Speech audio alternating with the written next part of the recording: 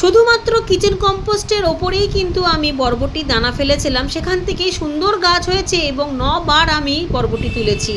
10 বারের মাথা চলছে আর এখন একটু ফলনটা কমে গিয়েছে। একই রকমভাবে ঝিঙেও হচ্ছে এবং চিচিঙ্গেও হচ্ছে। আজকে খানিকটা সবজি তুলেছি, অল্প অল্প করে রোজই তুলতে হচ্ছে, না হলে অন্যান্য সবজিগুলো বাড়তে পারবে না।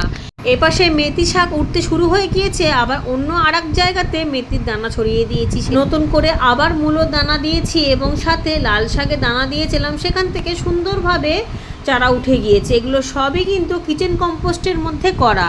নিচে দিয়েছি ওই পুরনো যে কিচেন কম্পোস্টের তলায় কাঠের ভুসি ছিলকা দিয়েছি, সেটাই মিডিয়া হিসাবে তলায় দিয়ে দিয়েছি। আর ওপরে কিচেন কম্পোস্ট, এর মধ্যে কোনো রকম আমি সার ঠার মেশাইনি।